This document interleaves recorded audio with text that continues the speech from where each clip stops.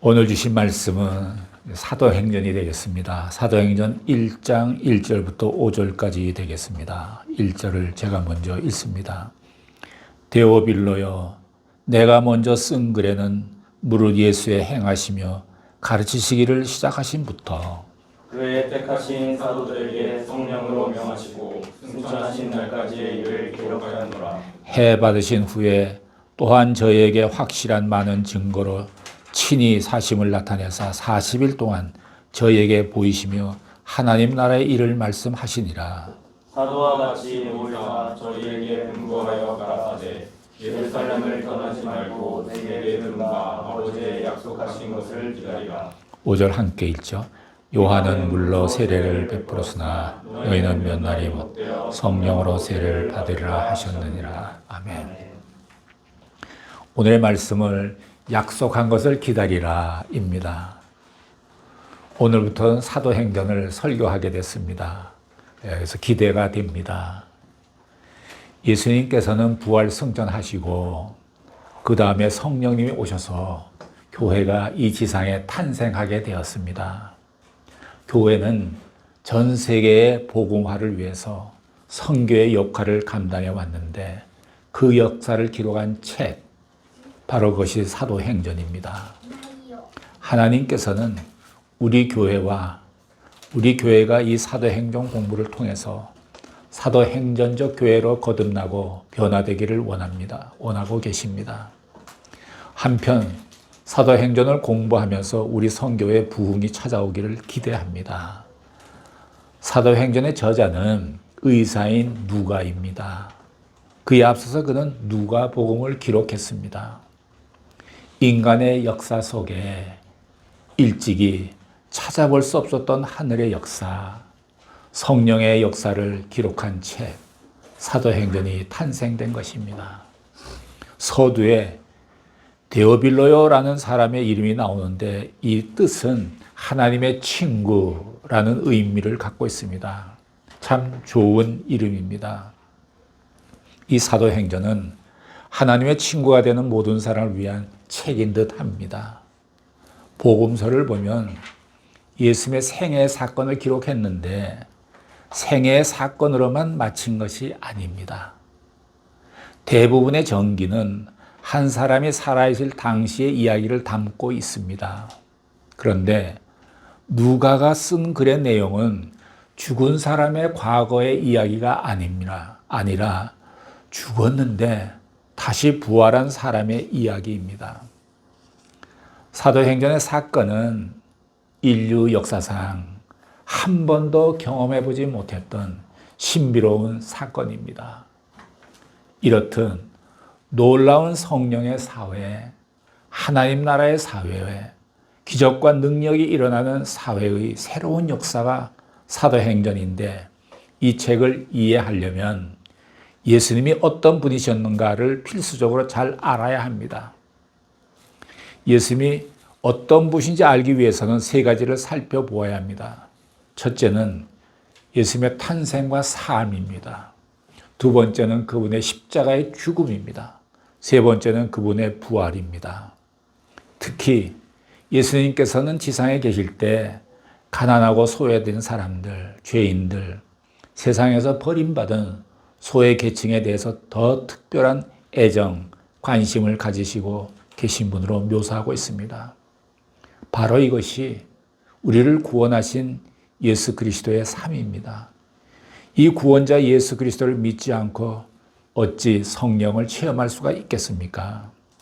성령 운동하는 사람들 가운데는 어떤 체험이나 기적만을 강조하는 사람, 환상, 예언, 축복 받는 것, 병이 낫는 것만 연관시켜서 말하는 사람들이 있는데 이것은 아주 위험한 일이고 오히려 신앙을 타락시킬 수도 있습니다. 자, 오늘의 본문 3절과 4절을 보시겠습니다. 3절, 4절 시작. 받으신 후에 또한 저희에게 확실한 많은 증거로 친히 사심을 나타내사 40일 동안 저희에게 보이시며 하나님 나라의 일을 말씀하시니라. 사도와 같이 모이사 저희에게 분부하여 가라사대 예루살렘을 떠나지 말고 내게 들은 바 아버지의 약속하신 것을 기다리라. 예수님께서는 33년간을 사셨습니다. 한 사람의 삶의 결과는 그의 죽음으로 나타납니다. 죽음은 죄의 대가로 오는 것입니다. 그런 의미에서 자연적인 죽음이란 것은 없다고 봅니다. 이 지상과 우주의 만물 그리고 인간에게 죽음이 찾아오게 된 것은 죄 때문입니다. 따라서 하나님께서는 죽음이 존재하지 않습니다. 그렇지만 예수님은 죽으셨습니다. 자신의 죄 때문에 죽은 것이 아니라 여러분과 나의 죄 때문에 우리 대신 죽으셨습니다. 그렇기 때문에 예수님의 죽음은 영원한 멸망을 의미하는 것이 아니고 내 대신 죽으심, 또한 희생적인 죽음을 의미합니다. 만약에 예수님께서 부활하지 않으셨다면 그 죽음은 저주스러운 사건에 그치고 말 것입니다. 그러나 부활하셨기에 그분의 죽음은 구원의 사건이 됐고 영광스러운 사건이 되었고 능력의 사건이요 축복의 사건으로 십자가의 사건이 바뀐 것입니다. 그래서 우리는 교회마다 세워지고 있는 십자가를 보고 있는 것입니다. 부활하신 후에 예수님은 바로 승천하시지 않으셨습니다. 40일 동안 이 세상에 남아 계셔서 무슨 일인가를 하셨습니다. 그것은 하나님 나라의 일을 말씀하셨습니다. 그러면 하나님의 나라의 일이란 무엇입니까? 예수님은 부활하시기 전에도 하나님의 나라 일을 말씀하셨습니다. 부활하신 후에 말씀하신 하나님의 나라의 일은 마태복음 28장 19절 20절에 나와 있습니다. 함께 보실까요? 시작. 그러므로 너희는 가서 모든 족속으로 제사를 삼아 아버지와 아들과 성령의 이름으로 세례를 주고 내가 너희에게 분부한 모든 것을 가르쳐 지키라. 볼지어다 내가 세상 끝날 때까지 너희와 항상 함께 있으리라 하시니라. 이것이 주님의 지상 명령을 말합니다. 이 명령에 순종하면서 실천하는 것이 곧 하나님 나라의 일이라는 것입니다. 예수님께서는 40일 동안 이 명령을 제자들에게 심어주셨습니다. 이 사명을 제자들의 뇌리에 새겨주신 것입니다. 그리고 아버지의 약속하신 것을 기다리라고 말씀하셨습니다. 약속한 것을 우리가 받아야 한다고 말합니다. 그래야 사도행전이 시작되는 것입니다. 사도행전적 삶, 사도행전적 교회가 생긴다는 뜻입니다. 약속하신 것을 받는다는 것은 어떤 것입니까? 첫째는 예루살렘을 떠내지 말라라고 하셨습니다. 두 번째는 아버지께서 주시는 것입니다. 하나님이 약속하신 것을 알 것 같기도 하고 모를 것 같기도 합니다. 왜냐하면 하나님께서 약속하신 내용은 그것을 체험한 자만이 알기 때문입니다. 설교를 들어도 잘 모릅니다. 책을 읽어도 이해가 잘 안 됩니다. 은혜 받은 사람만 아는 것이지 은혜 받지 못한 사람은 무슨 소리인지 전혀 모른다는 것입니다. 은혜 받은 사람을 보면 뭔가 자기와는 다른 게 있는데 그것을 잘 모르겠다는 것입니다. 성령을 체험하고 은혜 받은 사람은 능력이나 인격이 나보다 더 나은 것 같지 않은데 뭔가 다르다는 것입니다. 찬송이 다르고 주님을 섬기는 태도가 다르고 도덕적으로 깨끗하고 훈련 많이 받고 세련된 지성적인 사람들이 볼 때는 그런 사람들 조금 모자른 듯하게 보이기도 합니다. 그러니까 은혜 받은 사람을 다소 무시하는 경향이 있습니다. 그렇지만 뭔가 다른 점이 있다는 것을 느낍니다. 미국의 진 그레엄이라는 목사님이 계시는데 그분이 오래전에 온누리교회 오셔서 집회를 하셨는데 그가 성령 받기 전에 그것을 경험을 말했어요. 자기는 공부도 많이 했고 영국에 가서 최고로 좋다는 대학도 나왔고 그 후 목사까지 되었는데 어느 날 성령 받았다는 어떤 사람을 만나보니까 뭔가 다르더랍니다.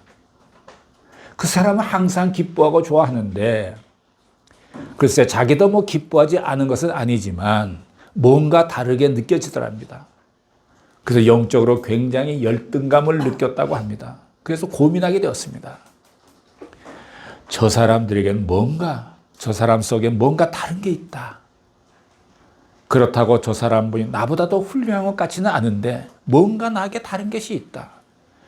그래서 이분이 그 젊은 사람이었는데 징그리아 목사가 그분이 날 위해서 안수기도를 해달라고 그랬대요.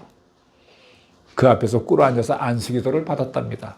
그때 이분에게도 성령이 임했다고 그렇게 고백을 하시더라고요. 바로 그것입니다. 여러분들께서 그것이 이해되기를 바랍니다. 그것을 이해하고 체험한 사람은 사도행전을 이해하고 체험한 사람이 되는 것입니다. 하나님이 우리에게 사도행전을 공부하게 하시는 이유도 바로 여기에 있는 것입니다. 여러분의 지성과 인격과 달리 하나님께서 약속하신 그 어떤 것이 있는데 그것을 하나님께서 주시니까 그것을 받으라는 것입니다. 독특한 말씀을 하셨는데 기다리라. 이것을 받기 전에는 예루살렘 떠나지 말고 기다려라. 아버지께서 너에게 직접 주실 것이다. 예수님께서 최후의 만찬을 나누실 때도 이것에 대해서 언급한 적이 있습니다. 요한복음 14장 16절, 17절을 보시면 이런 말씀이 있죠. 함께 읽어보실까요? 시작. 우리가 다 그의 충만한 데서 받으니 은혜 위에 은혜로라. 율법은 모세로 말미암아 주신 것이요 은혜와 진리는 예수 그리스도로 말미암아 온 것이라. 사도행전은 오순절로부터 시작이 됩니다. 오순절 사건이라는 것은 성령의 점화 사건 같은 것입니다. 성령이 불을 붙인 그런 사건인 것입니다. 특별히 예수님이 부활하신 후 40일 동안의 삶은 천국과 현실 세계의 삶을 뒤섞어 놓은 삶입니다. 이 지상에는 그런 삶이 존재하지 않습니다. 예수님은 마치 투명 인간처럼 방 안에 숨어있는 제자들 방에 쑥 들어왔다가 그리고 또 사라지곤 하셨습니다. 40일 동안 인간들이 역사상 한 번도 경험하지 못한 독특한 삶을 인간들과 함께 나누셨습니다. 아버지께서 약속하신 것은 바로 성령입니다. 성령의 역사, 성령 세례, 성령 충만 이런 말을 우리는 많이 듣지 않았습니까? 어느 가정에 아버지를 빼놓고 모든 가족들은 교회 나가고 예수를 잘 믿는데 아버지는 계속 거부를 합니다. 그래서 모든 식구들의 기도 제목이 우리 아버지 교회 나가고 예수 믿게 해주세요. 이 기도 제목이에요. 근데 어느 날 아버지가 뜻밖의 갑자기 다음 주일에 나도 교회 나가보자 이렇게 말하는 겁니다. 이것은 성령의 역사예요. 가족들의 중보기도가 많이 있어서 드디어 성령님이 아버지의 마음을 타치한 거예요. 이 성령 세례는 내가 예수님을 마음으로 믿고 입으로 시인할 때, 즉 진심으로 주님을 내가 영접하고 믿을 때 성령이 내게 임하고 내 안에 내주에 계시게 됨을 성령 세례라고 합니다. 근데 성경에 보면은 성령이 아니고는 예수를 주시라 할 수 없다 말했습니다. 그러니까 내가 예수를 믿을 때는 성령의 타치가 있어서 영적인 눈이 떠져서 예수를 믿게 되는 거예요. 근데 성령의 타치가 있지만 인간에겐 자유의지가 있기 때문에 내가 좀 이렇게 기울이다가 또 거절할 수도 있는 거예요. 아까 그 아버지가 다음 주에 내가 교회 가야 되겠다 이렇게 말을 했는데 금요일쯤 되니까 이번 주에 내가 골프 약속을 해서 못 가겠다 이렇게 또 바뀝니다. 성령이 타치했는데 자기 자유의지를 또 그렇게 사용한 겁니다. 그래서 우리가 예수를 믿을 때 보면 성령이 이렇게 타치를 해줘요. 그러면서 예수님에게 눈을 뜨게 해줘요. 내가 예수를 그때 내 자유의지로 예수를 받아들이고 진정 믿게 되면 그때 성령님이 정식으로 내 안에 들어와서 내주에 계시고 그 모습을 성령 세례라 그러는 것입니다. 예. 이 성령 세례는 한 번만 받는 것이지 또 받고 또 받고 하는 것이 아닙니다. 그리고 성령 충만은 성령 세례를 받고 난 후 평생 동안 변함없이 성령의 인도하심과 지배를 받아들이며 살아가는 것입니다. 이 성령 세례가 단 일회적인 사건이라면 성령 충만은 평생 계속 이어져 나가야 할 부분입니다. 예를 들어 설명하면 결혼이란 것은 단 일회적인 사건입니다. 그러나 부부가 서로 사랑하는 것은 평생 계속 이어져 나가야 하는 것입니다. 교회 안에 있는 사람들을 보면 누구는 그 안에 성령님이 계시고 또 어느 누구는 성령님이 안 계십니다. 근데 겉으로 봐서는 몰라요. 다 똑같은 사람이에요. 우리가 그 계란을 보면 이 병아리를 낳을 수 있는 생명을 낳을 수 있는 유정란이 있지 않습니까? 또 생명을 낳을 수 없는 무정란이 있지 않습니까? 우리가 이 유정란, 무정란 계란을 볼 때 겉모양은 똑같지만 속은 다른 거예요. 그같이 교회에 나가서 많은 사람들이 겉은 다 똑같지만 어느 분은 성령님이 계시는 분이 계시고 아직까지 성령 세례 못 받은 분이 계시고 그런 거죠. 그래서 우리는 성령 세례를 사모해야 합니다. 이 사도행전의 사건이 있기 위해서는 그 성령의 세례가 꼭 전제되어야 합니다. 그래서 예수님께서 성령을 받기 전에는 예루살렘은 떠나지 말라, 기다리라 라고 한 것입니다. 성령님은 구약에 나타났던 모습도 있었고 예수님과 함께 계셨던 모습도 있었고 더 나아가서 이 역사에 사역의 주인공으로 오시는 사건을 의미합니다. 그것이 바로 오순절 사건입니다. 만약에 성령님이 오시지 않았다면 우리 기독교는 예수님이 활동했던 갈릴리 지역의 갈릴리 종교로 끝나버렸을 거예요. 성령이 오셨기 때문에 이것이 복음이 세계적으로 번져가게 된 것이죠. 자, 오늘의 본문 5절을 보시겠습니다. 5절 시작. 요한은 물로 세례를 베풀었으나 너희는 문이 못되어 성령으로 세례를 받으리라 하셨느니라. 예수님께서 말구에 태어나신 것처럼 성령님께서는 제자들이 모여있는 마가의 다락방에 구체적으로 임하셔서 세상에 오신 그 순간의 그 폼이 한 사람 한 사람에게 임하는 그 모습이 성령 세례라는 것입니다. 여러분들에게 성령이 임하셔서 내 안에 항상 내주에 계시는 것, 즉 성령 세례를 받으셨는가? 우리는 이런 하나님의 은혜의 사건을 꼭 체험해야 합니다. 그래서 이런 기도를 하셔야 합니다. 하나님께서 저를 불쌍히 여겨주시고 궁휼히 여겨주셔서 제가 정말 성령 체험하고 성령 세례를 받고 새로워지기를 원합니다. 체험될 때까지 기도하시면 좋겠습니다. 우리가 바라는 구원도 한 번 받는 것입니다. 성령 세례도 개인에게 한 번 임하는 것입니다. 그런데 우리가 죄를 지으면 구원받은 느낌이 사라진 듯 생각합니다. 그렇지 않습니다. 성령 세례를 받았고 성령을 체험했어도 성령의 은사를 계속 활용하지 않는다면, 성령의 주시는 그 기도의 은사를 계속 활용하지 않는다면 성령 세례 받지 않은 것처럼 착각하게 됩니다. 우리는 항상 내 안에 내주에 계시는 성령님의 다스림을 받고 도움을 받아야 합니다. 주신 은사를 활용해야 합니다.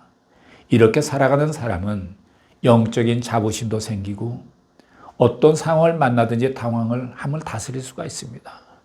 당황함을 다스릴 수가 있습니다. 그때 성령님이 도와주십니다. 예수님이 하신 말씀을 생각나게 해주십니다. 제게도 성령님이 내 안에 계시는 것 제가 확신합니다. 그래서 성령의 사건이 끊임없이 일어나고 있는 것도 압니다. 제가 일본에 선교 사명을 받은 것도 성령의 역사고, 또 지금 후쿠오카에 와 사는 것도 성령의 역사고, 또 우리 성교회가 바로 이 장소에서 예배드리는 것도 성령의 역사라고 봐요. 제가 교회 예배실을 찾으려고 후쿠오카를 한 1년 정도 돌아다녔습니다. 여기저기. 근데 결국 이 좋은 장소를 주셨더라고요. 하나님이. 성령의 인도하심이에요.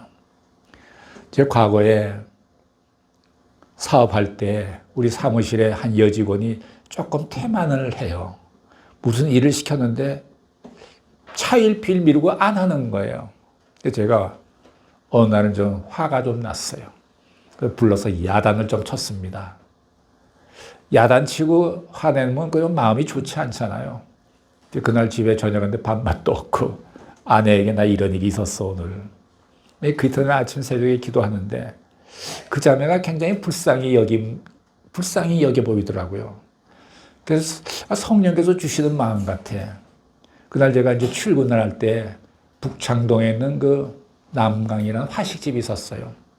거기 제가 일본에서 손님 오면 자주 데려가는 그 가게인데 그 집이 아침부터 했습니다. 아침 식사부터.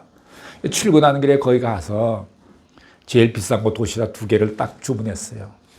내가 그 자매한테 좀 사과하는 기분으로 오늘 이걸 대접을 좀 해야 되겠다. 기억이 나요, 지금도. 그때 돈으로 7,000원이었어요. 그게 최고로 좋은 거였어요. 아주 옛날 얘기죠. 도시락 2개를 회사에 갖고 와서 이제 점심때가 됐는데 12시가 돼서 이제 또 여직원하고 같이 마주 밥 먹는다는 게 좀 쑥스럽더라고요. 그래서 제가 이제 도시락 하나만 갖고 그 자매한테 가서 그걸 오늘 내가 맛있는 걸 사왔으니 이걸로 먹으라고. 저 도시락 싸왔는데요. 그래서 그건 저녁에 먹지 뭐. 그러고선 제가 내 자리로 돌아가려고 했는데 저도 모르게 내 입에서 이런 말이 툭 나오는 거예요. 어제 나를 용서해라. 내가 왜 그렇게 말해? 완전히 이거는 성령님께서 내 입술을 통해서 말씀하시더라고요. 그냥. 방언이에요. 한국말 방언을 했어요. 그래서 그때도 성령님의 놀라운 체험을 했어요. 또 제가 이제 성령님을 경험한 거를 제가 노트에 전부 기록을 지금 하고 있습니다. 아주 하찮은 것도 있지만은 성령님이 내 안에 내주에 계시다는 것이 저는 확신을 해요. 어떨 땐 저도 모르게 웃음이 탁 나올 때가 있어요. 내가 웃으려고 그러지 않았는데 이게 성령님이 웃으셨구나. 이 사건을 보고 이렇게 해석할 때도 있고 성령님이 우리 안에 계시는 겁니다. 이것은 마치 물 위를 걸어갈 수 없는 사람이 예수님이 물 위를 걸어가듯이 이 지상에서 불가능한 삶이 우리에게서 일어나는 것입니다. 용서할 수 없는 사람을 용서하게 되는 것입니다. 할 수 없던 일을 하게 되는 것입니다. 예전에는 불평하면서 하던 일을 이제는 기쁨으로 하게 되는 것입니다. 예전 같으면 손해볼까 겁내던 일도 이제는 겁을 내지 않고 하게 됩니다. 이상해요. 이렇게 뭔가 마음이 너그러질 수가 없어요. 이전에는 졸졸 소리내어 흐르는 시끄러운 시냇물 같았는데 마음이 바다처럼 넓어집니다. 그 바다가 각종 유해 물질을 다 받아들이면서도 그 푸르름을 잃지 않듯이 각종 상처받는 일이 일어나도 그 마음의 푸르름을 잃지 않게 됩니다. 성령 세례가 내게 임하면 놀라운 하나님의 새 나라가 내게 들어온 것을 경험하게 됩니다. 예수 그리스도께서 베풀어 주셨던 모든 구원의 능력이 내게 임하는 것입니다. 기적이 임하는 것입니다. 능력이 임하는 것입니다. 새로운 아이디어와 지혜가 생기고 새로운 마음이 들고 새로운 인간관계가 생기는 것입니다. 이런 삶을 원하지 않습니까? 우리 시시하게 살지 말아야 되겠죠. 감동 없는 삶을 지속하면 안 되겠죠. 자기 자신 하나 극복하지 못하고 쩔쩔매며 살면 안 되겠죠. 이런 것들은 지식의 문제가 아닙니다. 우리는 영광스러운 성령의 사건에 우리 모두가 초대를 받았습니다. 예수님은 오늘 우리를 사도행전 사건으로 초대하십니다. 두려워하지 마십시오. 변화되는 것을 결코 두려워하지 마십시오. 변화를 기대하십시오. 하나님의 축복이 여러분께 임할 것입니다. 기도하시겠습니다. 사랑하시는 하나님 아버지, 사도행전으로 방향을 바꿔주셔서 감사드립니다. 우리 모두에게 성령 세례가 임하게 하옵시고 변화되게 하여 주시옵소서. 기적을 일으키는 교회가 되게 하여 주옵소서. 예수님의 이름으로 기도드렸습니다. 아멘.